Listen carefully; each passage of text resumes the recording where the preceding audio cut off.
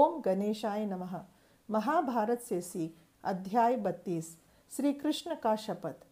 कीचक की हत्या के बाद उसके सब भाई मिलकर कीचक की मृत्यु का बदला लेने को ठान लेते हैं। वे यह निर्णय करते हैं कि सैरंध्री के शरीर को कीचक के शरीर के साथ जला देना चाहिए।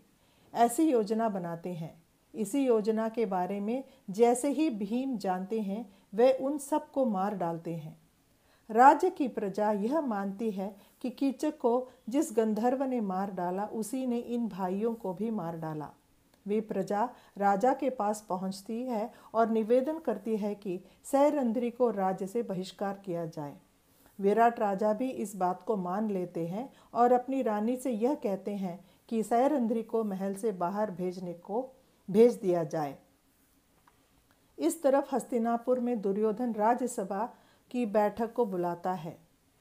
पहले से ही दुर्योधन ने अपने गुप्तचरों को चारों दिशाओं में भेज रखा था कि जो कि पांडवों को खोज निकाला जाए।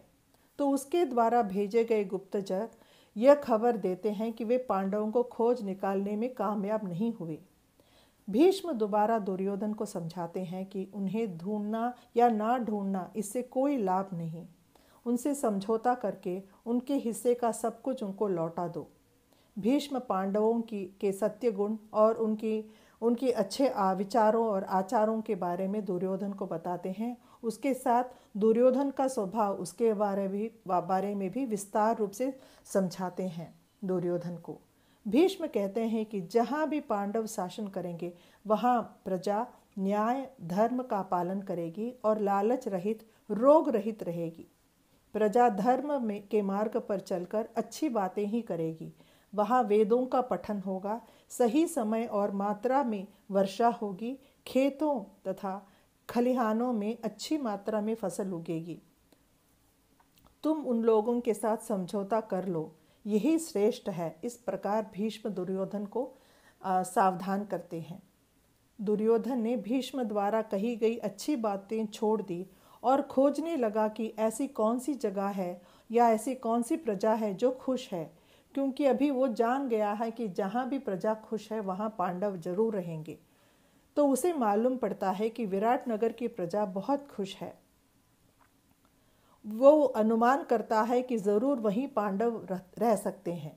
अगर वह विराट राजा के राज्य पर युद्ध की घोषणा करेगा तो विराट राजा को बचाने के लिए पांडव अपना वेश छोड़कर राजा की रक्षा करने जरूर बाहर आएंगे। इस प्रकार उल्टा सोचता है दुर्योधन। विराट राज्य पर युद्ध करने के लिए कौरवों की सेना तैयार हुई। कौरवों का दोस्त राज्य त्रिगर्ता, इस राज्य के राजा सुशर्मा ने एक तरफ से विराट राज्य पर हमला किया। विराट राजा के लिए अर्जुन के सिवाय बाकी चारों भाइयों जो वेश बदल के थे वे युद्ध करते हैं सुशर्मा के साथ।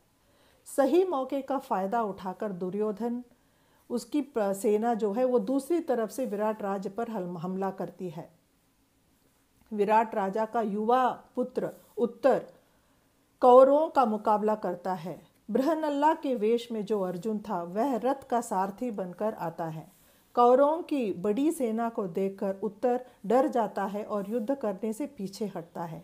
तब अर्जुन उससे कहता है कि तुम रथ संभालो और मैं युद्ध करूंगा। और इस तरह अर्जुन अपने हाथों में अस्त्रों को उठाता है और उसका प्रयोग करके युद्ध करना शुरू करता है।